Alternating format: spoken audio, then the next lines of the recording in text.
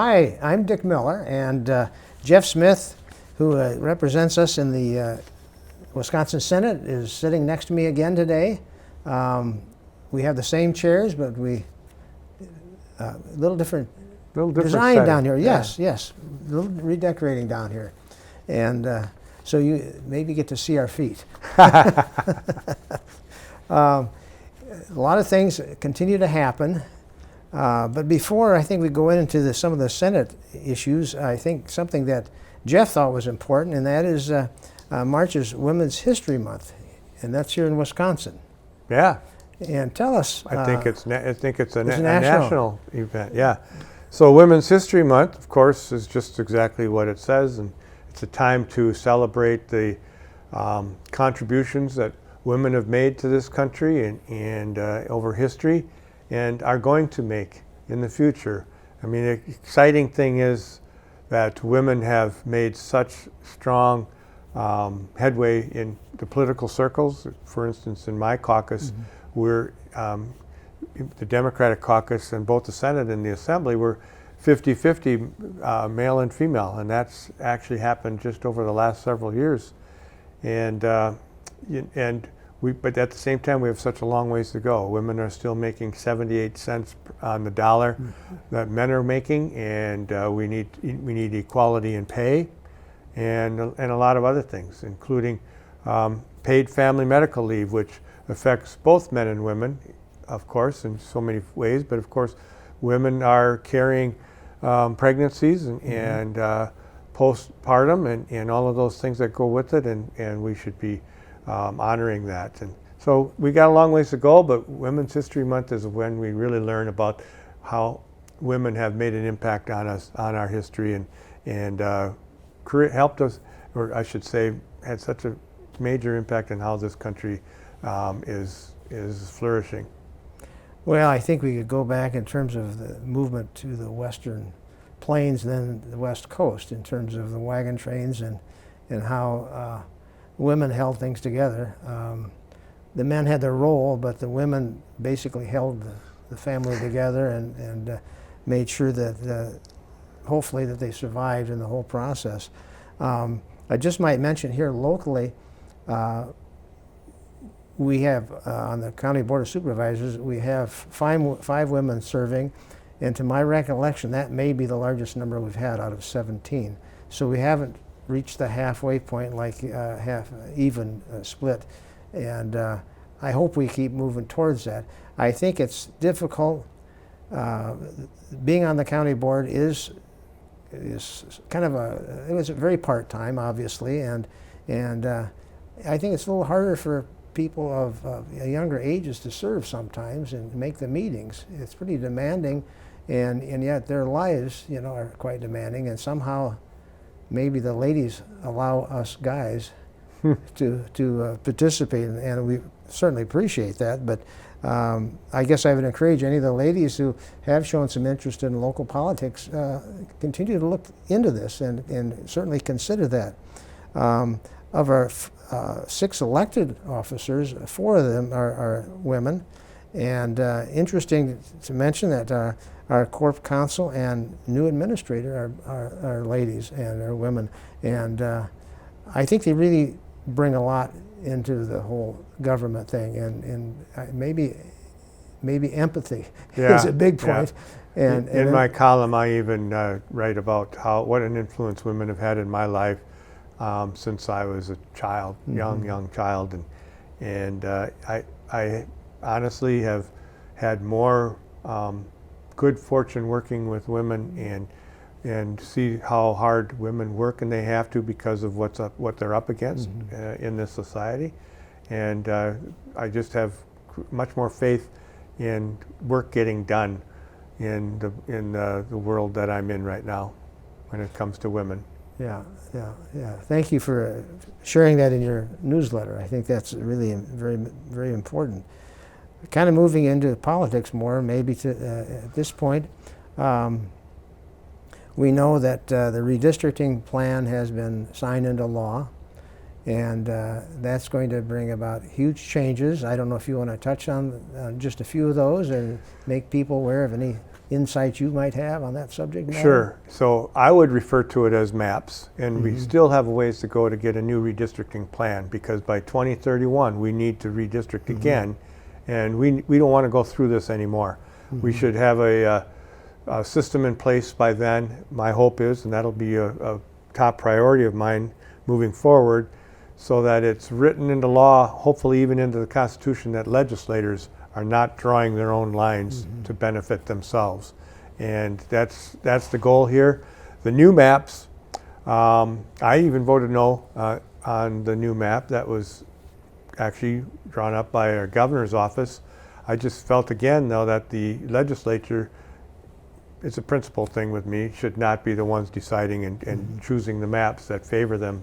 But in the end, this new set of maps gives us a competitive state, which it should be, which was pointed out to me. I met this morning. I even talked about it again in front of a large group. And I don't talk fair maps anymore, because fairness is defined by the beholder, right? Whoever you're talking to, they might have a different definition of what is fair. But so what's important, though, is it's competitive.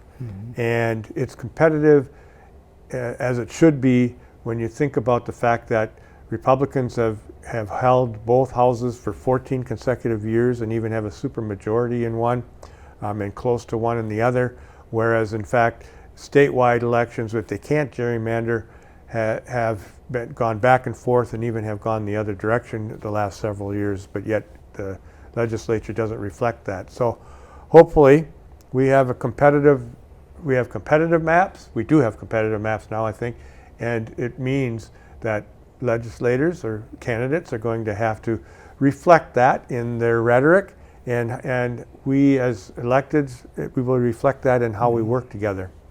And I think I'm hoping, and I think I'm not mistaken to say that in the process of having competitive districts, we're going to have more moderation in maybe the extremes. And I don't want to put the extremes down, because there is that.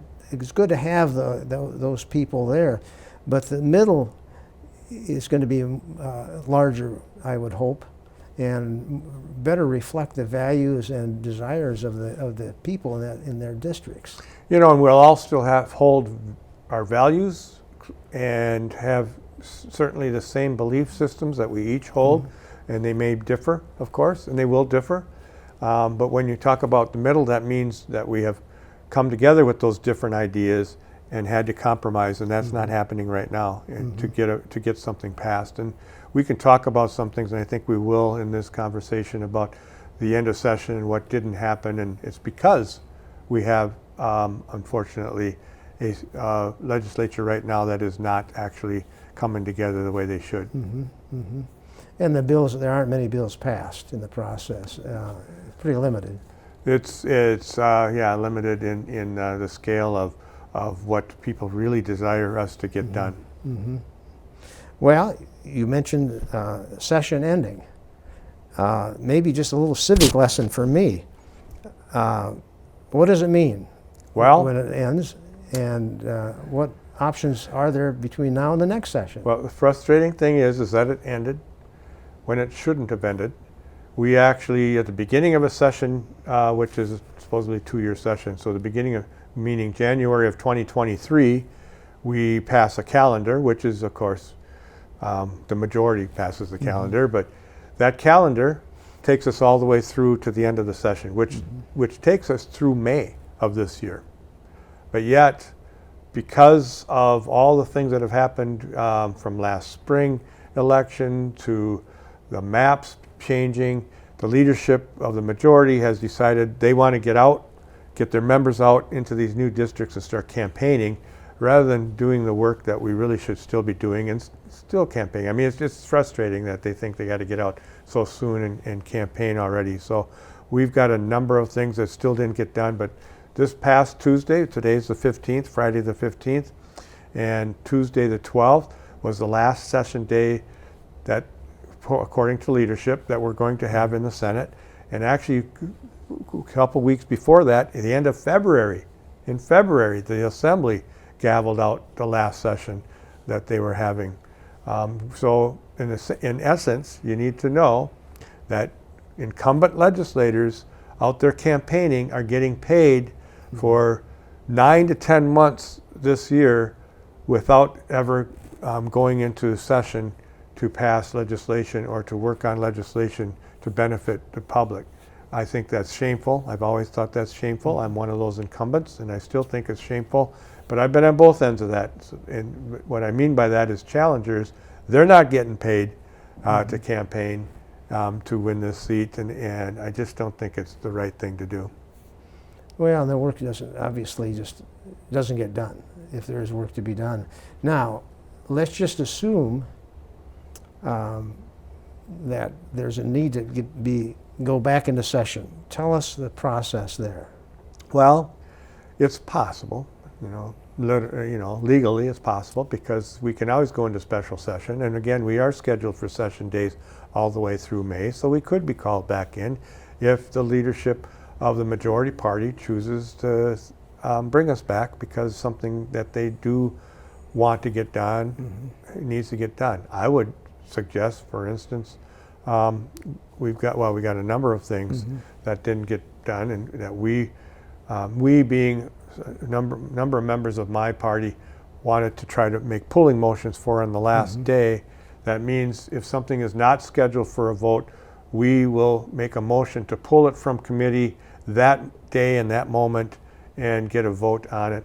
The truth is, the majority party, knowing that that was likely to happen, they gavelled us out before we even got to the end of the calendar that they had scheduled, so we couldn't even get to pulling motions on that particular day. It was, again, it should be embarrassing actually that they would do such a thing, but they did. But it is legally, like you said, possible for us to come back if they choose to bring us back. Well, no, it's the majority party that would make that decision, obviously. Yeah. And there'd have to be a vote, I assume, or does the majority leader call it Oh, the back? majority leader does Call it that. back. Yeah. And the only other method would be if the governor calls a special session. Well, yeah. But- We know how that goes. But then the majority party can gavel it out Yeah. before they even get started. Yeah, that's right. And that's what's happened. I But think. there's other things to do. Now again, for me, I'm not on the ballot this year. I like to say I'm an odd senator, but I'm an odd-numbered senator, and so I'm not on the ballot, and it gives me the opportunity to actually submit, which I did, and this is important. I submitted a study committee, asking for a study committee on hospitals. As we know, our area has been hit hard, and shockingly, that one of our major hospitals, two of our major hospitals really are closing. HS is closing 2 hospitals, Sacred Heart and St. Joseph's in Eau Claire County and Chippewa County, which affects all of us in this part of the world. So it's time for us to look at how we regulate and manage that sort of situation. I mean, people were shocked and wondering, can't you stop them from closing? Well, no. We don't have any statutes that allow us to do that. It's a private business and for-profit business that makes those decisions, and we're kind of stuck with it. So the other thing is we've asked for $15 million. That was a bipartisan move to get $15 million moved. That was originally slated to be used by Sacred Heart and St. Joseph's for the health providers that are left behind to be able to submit requests for, so that to help with the growth in what they're going to have to absorb from what's being left by Sacred Heart. But unfortunately, right now also there's a disagreement on how that money should be spent, and the Joint Finance Committee, which is in control of actually releasing that money, has so far, and we'll see what happens during the next month here or so, but they have so far given every indication that they're not going to release that money because they don't like the way the governor vetoed a portion of that bill to broaden what the health providers can use it for. Well, that's a really a pertinent topic. Obviously, it needs some serious looking after. I know there are a lot of people who working in medical field as well as related fields that have their meeting in the area Yeah. to try to work on this issue. And we're talking the larger hospital, 350 beds, and the one in Chippewa County, I don't know how big the hospital, the capacity Not as is. big, but yeah, they're. It's significant. Yes, it is Yeah. significant. And these hospitals serve us here in Trempealeau County. They have specialized units. That Prevea Health was a branch of that, and they're closing all of those clinics. Yeah. So it affects all of us. Yeah, that's really significant. One of the things that I noticed that as the session closes, the Senate has to approve, or is the one house responsible for approving governor's appointments. And now that they're out of session, and now that the session is closed, what happens to these vacancies or these All right, appointments? we'll try to do this as quick as possible, because ever since Governor Evers came into the governor's office, not only did the Republicans hold a lame duck session in December of 2018 to limit the powers of the governor, which anybody should also be shocked and appalled by that kind of corrupt action, but they did. But they also, since then, starting in 2019, have either rejected appointees, which was really extremely rare, and I'll tell you how rare that is in a minute, but they just also have not even brought many of those appointees, hundreds of appointees, up for a vote. Now, when that happens, not coming up for a vote, now we've realized it's probably the best thing, because they actually get to serve in the position that they were appointed, but they just are called an appointed designee, and do the work that they're asked to do, but they can be rejected anytime they come for a vote. Now, in the last 43 years, well, let's go back. I should say 41, going to up to 2021. Only 5 times, actually only 4 times, has the legislature rejected an appointee, whether it be a secretary or one of the other hundreds of appointees that a governor makes. Only 4. Since starting in 2021 with our Secretary of Agriculture, Consumer Protection and Trade, they rejected him and fired him, basically. That was the 5th. And since then, though, they've gone on a rampage, and in this session alone, in the last 2 years, they have rejected or fired 21 appointees. 21 as of Tuesday, because they rejected 8 more this past Tuesday. It's outrageous, just outrageous, all for political reasons, for not based on their qualifications, not based on anything they might have done horribly, like suddenly discovered that they were making porn movies, like they found with a certain chancellor. But there are no excuses like that. Generally on the floor, we ask them to give us a reason. Why are you doing this? Why? We get crickets. They don't respond, because we all know it's just political reasons and trying to flex their muscle. Well, I think the whole appointment process was designed to allow for checks and balances, but I would assume that historically it was based on qualifications. If a person was definitely not qualified, that there would be the check. Yeah. But the people who appointment, some of these people have been serving for some time anyway. Yeah, haven't they? right. Some of them would be reappointments. Yeah. That Governor Walker, we just had one they rejected that Governor Walker had appointed during his years there. Yeah. This was just a reappointment. Yeah, It's just been outrageous. And I get the checks and balances thing. I get that. Yeah. But when you elect a president, it's just been courtesy that the U.S. Senate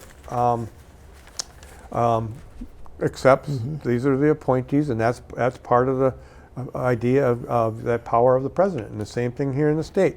It's the Now, they learned, I'm afraid, from the years from Mitch McConnell in the U.S., who refused to hear the appointment of a Supreme Court justice by Obama, with even though it was almost a year from the election, making the claim that, oh no, it's too close to the election.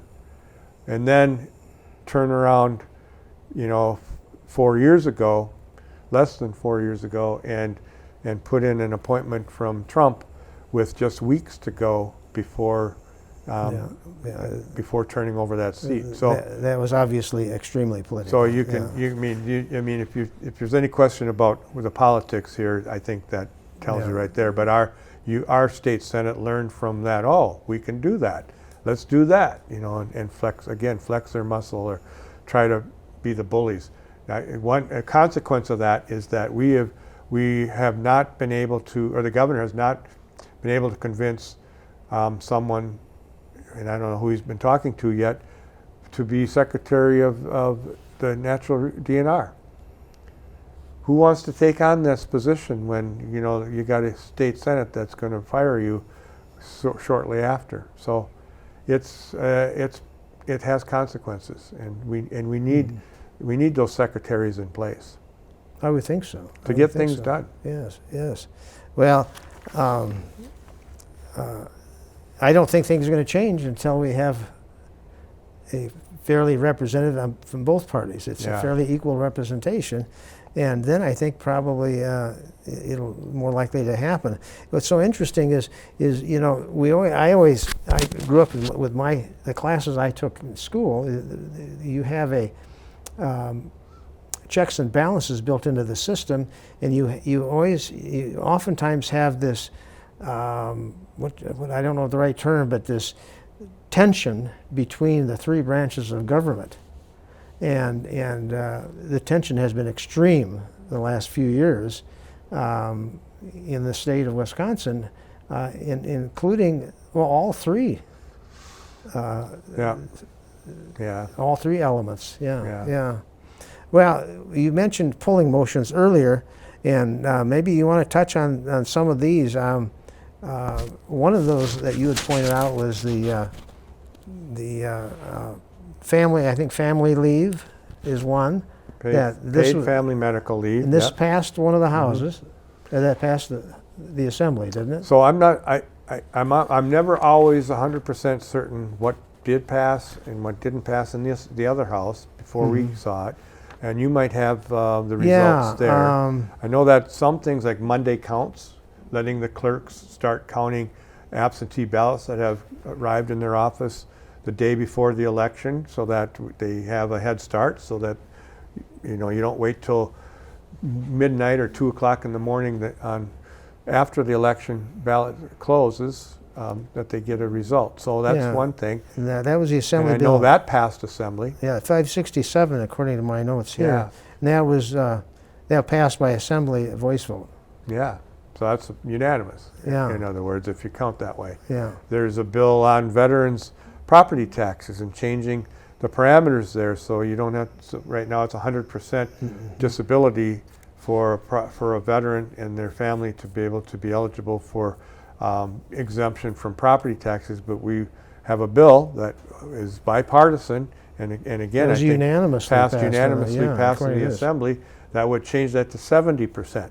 And it was a huge top priority of veterans groups to get that passed, Disabled Veterans of America. And yet our Senate is so dysfunctional, we couldn't get them to vote on that. We were going to pull that one. We wanted to pull that one. We wanted to pull Monday counts. We wanted to pull one that's called the ROFR. It's the right of first refusal, so we can protect our in-state power grid, so it's not controlled by outside investors that could really mess us up. So, there's a number of things, and you might have a couple more there. Yeah, I think this counting of votes, I think that's so interesting, because we as citizens, we need to know who's elected. We want to know yesterday, who's elected, and here we have an opportunity to hasten the process in a legitimate fashion. Well, it was approved with a significant majority, and then the majority party doesn't pass it back over to the other house that has a majority party. Yeah, it's It doesn't make puzzling. Yeah. It just doesn't. I can understand if there is nothing passed and pending. Obviously, there's nothing to pass on. Frankly, I got to tell you, Dick, it's some things you just can't satisfy people, because that comes about partially because people get paranoid and conspiracy theorists when they see these counts being taken place at midnight, and they think something unscrupulous is happening, which is not, but it puts a lot of pressure on clerks. So now we say, well, then let them take care of this beforehand, and we won't have that problem in the middle of the night that you can see firsthand that we're counting these. Well, now I don't know what the conspiracy theory is behind not letting that happen, but it's like you can't win, right? It's unfortunate because our clerks do great work and are highly reputable and serious about the work that they do for elections. But yeah, I visited yesterday, 2 days ago, with a clerk in a township here in the county, and I was just amazed at her discussion, or her desire to do the best job she can do. And I think this is true with most every clerk serving in our election process. I agree. It's to not have faith in these people. If there are some minor issues, deal with them. You know, it doesn't necessarily pertain to everybody. Anyway, well, one of the other items was paid family leave, and I don't know if that passed the House or not. I'm not sure. I don't think it probably did actually either house, because it was a bill we introduced late. I'm an author of that bill, and it's a smart system. It's not it's the second time I've introduced this bill, and it does cost the state to get it off the ground, but after that it is a payroll deduction, just like anything else, like workers' comp or anything else, that an employee can use then when necessary. If they have to, up to 12 weeks, they could. It might be more than just a pregnancy or a postpartum or whatever. It may be having to take care of elderly parents. It may be a child of yours is getting cancer treatments or something, and you need to be with them. And these sorts of things. You can't put people into making terrible decisions of, should I be with my child or should I be at work, because I can't afford to miss work when my child's sick. But it's unfortunate we can't get something like that done. Well, and I think when our mind is somewhere else, we can't be productive at No, the I job. know. I mean, that's a given, isn't it? Yeah, I think the employers would realize that. Oh too. my goodness! I think if anybody who's supervising employees seeing someone who's distraught, they won't be able to accomplish a whole lot. There may be a couple more here, but we're not going to have time today. We need to remind everybody. We vote when? April 2nd. And right? that is for? That's for all your nonpartisan local offices, and sometimes statewide too. But right now I don't think there's a statewide office that's up in this spring, but vote. They all matter and they all count. Absolutely. So please remember, April 2nd, vote. Thank you for being with us. Good day.